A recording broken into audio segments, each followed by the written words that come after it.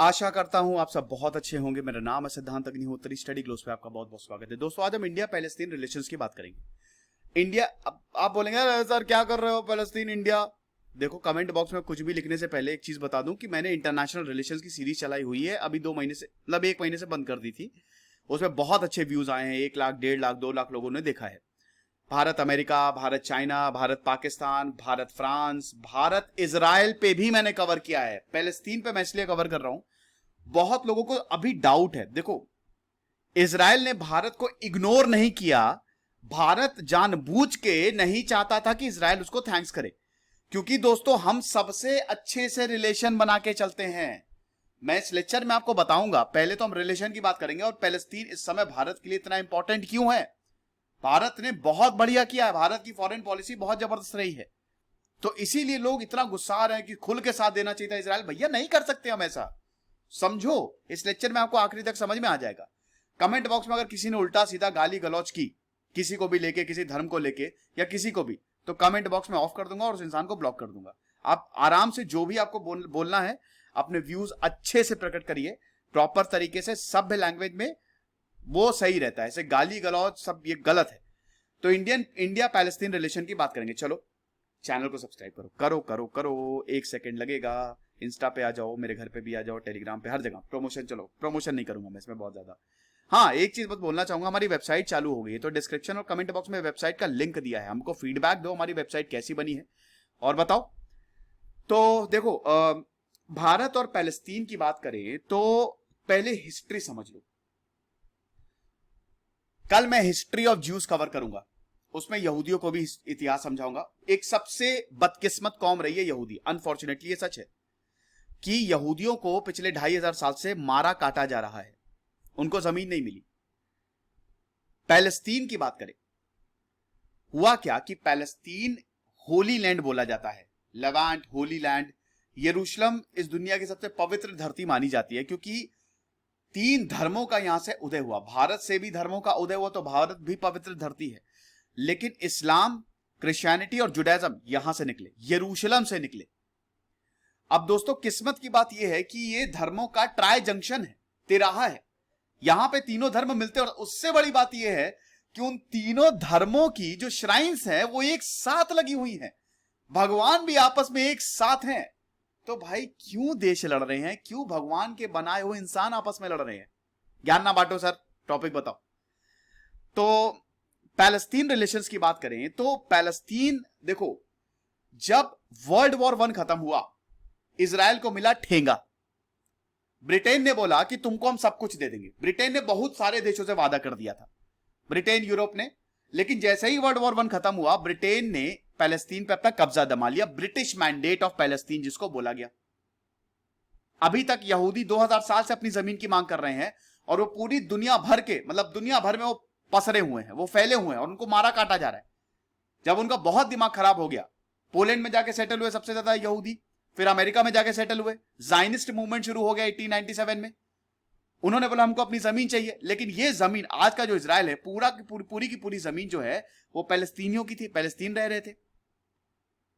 अब हुआ क्या कि वर्ल्ड वॉर 1 के बाद पैलेस्तीन पूरा ब्रिटिश के पास आ गया, लेकिन यहूदियों ने यहां पे जमीनें खरीदना शुरू कर दिया। वर्ल्ड वॉर 2 जब खत्म हुआ, वर्ल्ड वॉर 2 आते आते अच्छी खासी जमीन खरीद ली थी। अब यूनाइटेड नेशन के पास इजराइल गया, बोला कि हमको अपनी जमीन चाहिए, मतलब यहूदी गए। यूनाइटेड नेशन एक प्लान लेके आया, रेजोल्यूशन लेके आता है। बंटवारे का प्लान बढ़िया था कि कुछ एरिया पैलेस्तीन का, कुछ एरिया तुम्हारा। लेकिन ये अरब मुल्कों को पसंद नहीं आया। तो अरब मुल्कों ने बोला एक फूटी जमीन नहीं दूंगे तुम्हें, एक कुछ भी नहीं देंगे तुमको। अरब मुल्कों ने मिलकर इजराइल पे हमला बोल दिया। फर्स्ट अरब इजरायली वॉर 1948। किसी ने ये नहीं सोचा था, लेकिन इजराइल जीत गया। ये नामुमकिन था। इतने बड़े बड़े ताकतवर देशों को इजराइल ने अकेले दम पे, यहूदियों ने अकेले दम पे हरा दिया। मैं इजराइल जब बोलता हूं तो यहूदी समझिए, थोड़ा बहुत स्लिप ऑफ टंग होता रहेगा, संभाल लीजिएगा, क्योंकि मैं एकदम खो जाता हूं लेक्चर में।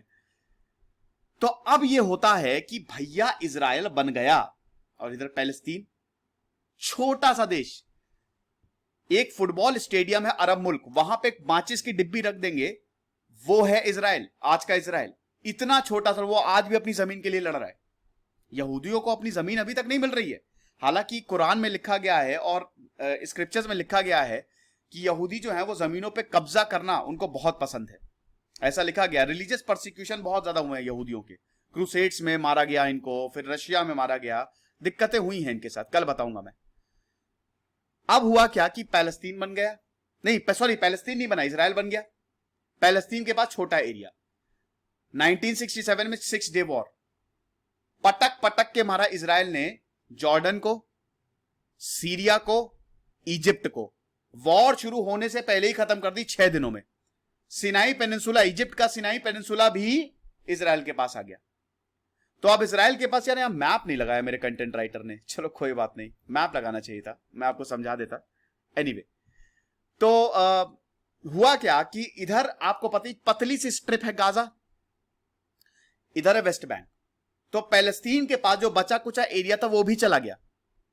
गाजा जो है वो इजिप्ट के पास आ गया क्योंकि इजिप्ट से बॉर्डर शेयर करता है, और इधर वेस्ट बैंक जॉर्डन के पास आ गया। तो पैलेस्तीनियों के पास कुछ नहीं बचा, कुछ भी नहीं बचा। इसी दौरान 1960s में पैलेस्टीनियन लिबरेशन ऑर्गेनाइजेशन का उदय होता है, PLO, जो कि बहुत ज्यादा इंपॉर्टेंट है, इसको ध्यान में रखिएगा। यासिर अराफात ये लीडर होते हैं। यासिर अराफात की बायोग्राफी मैंने रिव्यू की है।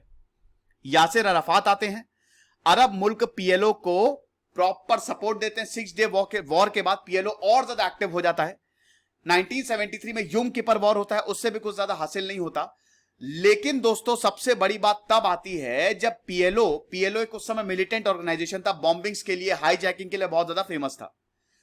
सबसे बड़ी बात आई 1980s में, मान लिया अनवर सादत ने कि इजराइल एग्जिस्ट करता है। पहला अरब मुल्क बना इजिप्ट जिसने इजराइल को रिकॉग्नाइज किया। 1993 जब आया ओस्लो अकॉर्ड, 1993 में ओस्लो अकॉर्ड साइन हुए। उस समय इजराइल के प्रधानमंत्री थे यित्ज़हाक राबिन, और उन्होंने यह बोला कि पैलेस्तीन को हक है जीने का। तो दोस्तों 1993 में एक तरफ हो गया, पैलेस्तीन बन गया फाइनली, और इजराइल, सब कुछ बढ़िया चल रहा था। यित्ज़हाक राबिन लिबरल लीडर थे, लेकिन कट्टरवादियों को समझ नहीं आई। इजराइल में बहुत कट्टरपंथ, पैलेस्तीन में बहुत कट्टरपंथ, यित्ज़हाक राबिन को मार दिया। पैलेस्तीन में कैसे कट्टरपंथ, PLO जो है वो बाद में हमास कह रहा हूं, फतेह बन गई पॉलिटिकल पार्टी। इधर 1987 में हमास का उदय हो गया। हमास ने बोला कि ये पैलेस्तीन वाले जो हैं, ये जो तुम्हारे फतेह वाले हैं यासिर अराफात, ये बेकार में जाके इजराइल के साथ हाथ मिला रहा है, हमको तो अलग जमीन चाहिए। हमास एक मिलिटेंट ऑर्गेनाइजेशन बन गई। 2006 आते आते दोस्तों पैलेस्तीन में इलेक्शन हुए, हमास ने भी इलेक्शन लड़े, हमास जीत गया। एक सिविल वॉर टाइप की हो गई हमास और फतेह में। अब हुआ क्या कि आज का जो वेस्ट बैंक है, इस सिविल वॉर में कंक्लूजन ये निकला कि वेस्ट बैंक में हो गया फतेह का राज, मतलब वो अलग है, वो रियल पैलेस्तीन, और इधर गाजा में हमास का राज है। अभी जो प्रॉब्लम है वो गाजा में ही चल रही है। आप समझे आप? ये मैंने आपको एक बैकग्राउंड बता दिया पैलेस्तीन का। अब हम बात करते हैं भारत कहां एग्जिस्ट करता है। भारत पहला, मतलब कुछ देशों में से एक था जिन्होंने पैलेस्तीन को रिकॉग्नाइज किया था। क्या आपको पता है? 1988 में पैलेस्तीन को इंडिपेंडेंस मिली पूरी फुल। तो भारत पहला देश था। हालांकि रिलेशन 1974 से ही डेवलप होने लगे थे। जब भारत को आजादी मिली तो आप समझिए भारत ने पैलेस्तीन का सपोर्ट किया। यस, आजादी के बाद से 1947 से हमने सपोर्ट दिखाया है। भारत पहला नॉन अरब कंट्री था जिसने पैलेस्तीन लिबरेशन ऑर्गेनाइजेशन को sole representative of Palestinian people बोला था कि ये PLO जो है ये पैलेस्तीन को रिप्रेजेंट करते हैं। और भारत का देखिए कितना सही आकलन था, यही बाद में पॉलिटिकल पार्टी बनी और पैलेस्तीन पे इन्हीं का ही कंट्रोल हुआ। यहां तक दोस्तों PLO ऑफिस भारत की कैपिटल में दिल्ली में सेटअप हो गया था 1975। 1980s में पूरी तरीके से भारत ने डिप्लोमेटिक रिलेशंस जो हैं वो सेटअप कर लिए। फिर 1988 में भी पैलेस्तीन को रिकॉग्नाइज किया भारत ने। 1996 पे आते हैं, 1996 पे हमारे रिलेशन अपग्रेड हो गए। हमने अपने रिलेशन को अपग्रेड किया। हमारा जो ऑफिस हमने गाजा में खोला था वो हमने बाद में, क्योंकि 1996 आते आते 2003 आते आते चीजें थोड़ी गड़बड़ हो रही थी। ये लग रहा था कि हमास का कंट्रोल गाजा पे बढ़ रहा है, तो गाजा से रामल्ला शिफ्ट कर लिया 2003 पे। फिर उसके बाद भारत ने सपोर्ट दिए हैं लगातार पैलेस्तीन इशू को सपोर्ट किया। अब आप बोलेंगे सर इजराइल के होते हुए, इजराइल से तो हमारे रिलेशन इतने अच्छे हैं, उसके बावजूद हमने पैलेस्तीन को सपोर्ट किया। हाँ, यही तो भैया भारत है। भारत इसलिए सपोर्ट कर रहा है ना क्योंकि अरब मुल्कों से भारत के रिलेशन बहुत अच्छे हैं। पैलेस्तीन भारत के लिए बहुत, पता है क्यों जरूरी है, मैं बताता हूं। टर्की ने बोला, आज टर्की ने बोला, नहीं 2 दिन पहले, कि हम जो है पैलेस्तीन के लिए एक इस्लामिक आर्मी बनाएंगे। अब आप ये समझिए कि अगर इस्लामिक आर्मी बन गई, वैसे बनेगी नहीं, तो ये टर्की और पाकिस्तान मिलकर कश्मीर में प्रॉब्लम करेंगे। और अगर इस तरीके का कोई रेजोल्यूशन पास हुआ कि हम इस्लामिक आर्मी को कश्मीर में भेजेंगे, सबसे पहले पैलेस्तीन उसको नकारेगा। पैलेस्तीन खुद भी उसको रिजेक्ट कर देगा कि हम ऐसा नहीं करेंगे, क्योंकि भारत और पैलेस्तीन के रिलेशन बहुत अच्छे हैं। भारत के अरब मुल्कों से रिलेशन बहुत अच्छे, सऊदी अरब से बहुत अच्छे रिलेशन है। भाई, इस्लाम के लिए यरूशलेम तीसरी पवित्र धरती है और सऊदी में ही है मक्का मदीना, तो सऊदी के लिए तो पैलेस्तीन धार्मिक मुद्दा है ना। इनफैक्ट पैलेस्तीन नहीं, पूरे दुनिया के देशों के लिए वो धार्मिक मुद्दा है जहां पे मुस्लिम रह रहे हैं। तो भारत मुस्लिमों को नाराज इसलिए नहीं कर सकता क्योंकि हम अरब मुल्कों पे डिपेंडेंट हैं, ऑयल के लिए, गैस के लिए। और हमने इजराइल को भी बैलेंस किया, इसमें इजराइल को भी कोई प्रॉब्लम नहीं है। सिंपल सी बात है कि दूसरे के फट्टे में टांग मत अड़ाओ। हमारा इंटरेस्ट है इसलिए हम तुम्हारे साथ है, बस दैट्स इट। आपका इंटरनल मैटर में हम टांग नहीं अड़ाएंगे, और ये इजराइल को पता है। हम तुम्हारे बहुत अच्छे दोस्त हैं, कभी कभी कुछ चीजों पे सलाह नहीं देनी चाहिए। आपने भी देखा होगा ना, आपके इर्द गिर्द अगर बहुत अच्छे रिलेशन है, आप उसको सलाह दो, लेकिन बहुत पर्सनल मैटर है तो एकदम पीछे हट जाओ, वरना फिर रिश्ते बिगड़ जाते हैं। तो यही भारत कर रहा है। भारत ने लगातार सपोर्ट दिया है पैलेस्तीन को, और इधर इजराइल से भी सपोर्ट बढ़िया रहा है, कोई दिक्कत नहीं है। United nation security council resolution 242, 338, 425 को हमने सपोर्ट किया है। इनफैक्ट हम 2 स्टेट सोल्यूशन की डिमांड करते हैं, ये समझिए आप। उधर पैलेस्तीन की तरफ से बहुत अच्छे जेस्चर दिखाए जाते हैं। महमूद अब्बास जो हैं, जो कि पैलेस्टीनियन नेशनल अथॉरिटी के प्रेसिडेंट हैं, वो भी बहुत अच्छे जेस्चर दिखाते हैं। कभी कोई डिप्लोमेटिक बिल्डिंग जो है वो इनॉग्रेट कर देंगे, भारत भी कभी कुछ गिफ्ट कर देगा पैलेस्तीन को। तो हर जगह से इधर से भी बहुत बढ़िया होता है, उधर से भी बहुत बढ़िया होता है। तो ये बायलेटरल एक तरीके से। भारत कहता है कि भारत ने तो ये तक बोल दिया कि इजरायली सेटलमेंट जो हद से ज्यादा बढ़ते जा रहे हैं उनको खत्म करना चाहिए, वो थोड़ा सा कम करे। तो इसीलिए भारत के पैलेस्तीन से रिलेशंस अच्छे हैं, और वो उसका बहुत बड़ा रीजन ये है कि हमारे अरब मुल्कों से रिलेशंस अच्छे हैं। आपको पता है ना कि सऊदी अरेबिया, कश्मीर मुद्दे पे सऊदी ने पाकिस्तान का सपोर्ट नहीं किया था, भारत का सपोर्ट किया। जितने भी मुस्लिम नेशन है, यूएई, बहरीन, सऊदी अरेबिया, इन सब ने नरेंद्र मोदी को हाईएस्ट सिविलियन अवार्ड दिया है, जिससे पाकिस्तान तिलमिलाया रहता है। तो हम एकदम से कैसे इजराइल को सपोर्ट देके इनसे दुश्मनी ले लें, है ना। आगे बात करते हैं, चलिए। अरे यार, हाँ चलो ठीक है, अच्छा ये, हाँ ओके। फिर भारत ने पैलेस्तीन को काफी एड भी दी है। आप देख सकते हैं कि $1 मिलियन की एड दिया है पैलेस्तीनियन लोगों को, जब वो जस्ट बना था। फिर अगेन 1996 में 1 मिलियन एड दिया है। एक्टिविटी किसके लिए? Technical college. भारत ने मिलिट्री लिटरली एड नहीं दिया, भारत ने कंस्ट्रक्शन एक्टिविटी, जैसे अफगानिस्तान में उसने काफी इंफ्रास्ट्रक्चर वर्क करा है, स्कूल बनवाए, कॉलेजेस बनवाए, बिल्डिंग्स बनवाई, ठीक है। उसके बाद लाइब्रेरी के लिए भारत ने ग्रांट दिया। फिर आप देख सकते हैं कि इंटरनेशनल डोनर कॉन्फ्रेंस जो हुई थी 1998, अगेन $1 मिलियन दिए। लगातार यूनिवर्सिटीज, कॉलेजेस, लाइब्रेरीज के लिए भारत फंड देता रहा है। यहां तक दोस्तों, पैलेस्तीन से सिक्योरिटी डेलीगेशन इंडिया आया था 1997 में। उसमें जनरल नासिर यूसुफ थे जो सिक्योरिटी फोर्सेस थे। तो कुछ ट्रेनिंग्स भी पैलेस्तीनियंस को दी थी भारत ने। ऐसा है, 50 ट्रेनिंग स्लॉट्स भारत ने यहां पे दिए हैं, पैलेस्तीनियन पर्सनल्स को सिखा रहे हैं 1998, 1999 में। 2000 में भी ये कंटिन्यू रहा। 2008 में दोस्तों प्रेसिडेंट अब्बास नई दिल्ली आए, उस समय मनमोहन सिंह से मुलाकात की। अभी नरेंद्र मोदी भी गए थे, पैलेस्तीन मिले थे जाके, आपको पता है, अभी 2018 में। मैं उसकी अभी बात करूंगा। तो स्कूल, बिल्डिंग, ये सब। फिर उसके बाद रिफ्यूजीज भी पैलेस्तीन से आए हैं। इराक से रेफ्यूजीज पैलेस्तीन से भारत में आए 2006 में। उस समय दोस्तों भारत में उनको काम नहीं मिल रहा था, लेकिन फिर जब सऊदी ने बात की भारत से, तो भारत ने उनको एम्प्लॉयमेंट भी दिया। 165 रेफ्यूजीज आए थे उस समय। हमारे कल्चरल टाइज भी, हम थर्ड वर्ल्ड की बात करते हैं। और आपको बता दूं कि जो हमारी सॉफ्ट पावर है वो पैलेस्तीन में बहुत बढ़िया चलती है। बॉलीवुड लेगेसी भी वहां पे, पैलेस्तीनियों को बॉलीवुड मूवीज पसंद है। यस। इकोनॉमिक टाइज की बात करें दोस्तों तो कुछ आईटी वर्क्स भी चल रहे हैं अगर इकोनॉमिक टाइज की बात करें। साथ ही साथ अब हम बायलैटरल विजिट की बात करते हैं। यासिर अराफात भारत में 1997 में आए थे, 1997 में। फिर उसके बाद 1999 में आए थे, 1999 में। फिर उसके बाद अराफात ने फाउंडेशन स्टोन भी रखा था। ये जो बिल्डिंग है ना, ऑडिटोरियम, इंडो अरब लीग, उसका भी। नाम की जो मिनिस्टीरियल कॉन्फ्रेंस हुई थी वो इन्होंने अटेंड की। सबसे बड़ी बात तो तब हुई जब नरेंद्र मोदी जी 2018 में पैलेस्तीन गए, वेस्ट बैंक गए थे प्रधानमंत्री। पहले प्रधानमंत्री बने नरेंद्र मोदी जी जो पैलेस्तीन गए। क्या बात है। और उस समय आपको बता दूं कि पैलेस्तीन ने नरेंद्र मोदी जी को grand collar of the state of Palestine award मिला।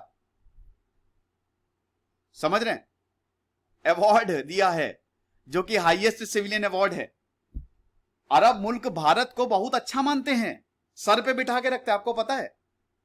हाईएस्ट सिविलियन अवार्ड मिल रहे हैं यहां पे नरेंद्र मोदी जी को। यह बहुत अच्छी बात है, हमारे फॉरेन रिलेशंस की जीत है। तो हम कैसे पैलेस्तीन को छोड़ दें, आप मुझे बताइए। इजराइल से भी हमारे बहुत अच्छे रिलेशन है। हम इजराइल, देखिए इजराइल भी कहते हैं ना कि भारत नो हेटर्स लिस्ट में है।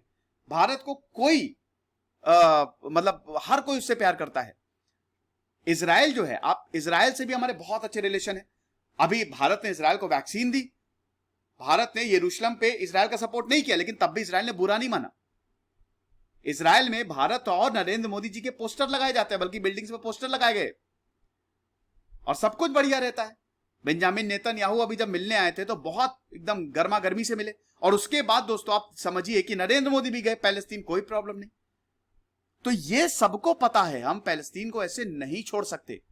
हमास को कभी भी सपोर्ट नहीं करता। हालांकि दिक्कत है, हमास को कभी कोई सपोर्ट नहीं करेगा क्योंकि वो एक मिलिटेंट ऑर्गेनाइजेशन है, लेकिन हम पैलेस्तीन को सपोर्ट करते हैं।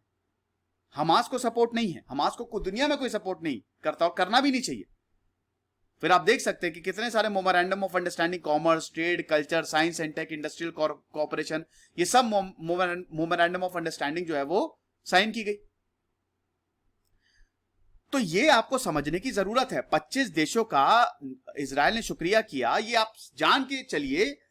भारत ने ही बोला होगा कि हमको इंक्लूड मत करना, वरना गलत मैसेज जाता। हम बहुत सही गेम खेल रहे हैं, सही खेल गया गुरु, एकदम बैलेंस करके चल रहे हैं, और यही हमारी खासियत है क्योंकि हम विश्वास करते हैं यूनिटी इन डाइवर्सिटी में। तो इसीलिए एक बार भारत के लिए तालियां बजा दो। तो जो लोग बहुत गुस्सा रहे हैं, समझने की जरूरत है। इस लेक्चर को जितना हो सके शेयर करिए। हमास को मारो, बिल्कुल मारो, बस दुख ये होता है जब बच्चे मर रहे हैं। 200 से ज्यादा लोगों की मौत हो चुकी है, उसमें 50 से ज्यादा, 60 से ज्यादा बच्चे हैं। तस्वीरें बड़ी मार्मिक आ रही है। अगर आप किसी में जरा सा भी इंसानियत होगी, वो इन तस्वीरों को देख बहुत विचलित हो जाएगा। तो इसीलिए आप ये समझिए कि रिलेशंस जो हैं वो इंटरनेशनल रिलेशन बहुत ही सोच समझ के हमको करने चाहिए, बहुत ही ध्यान से हमको करना चाहिए।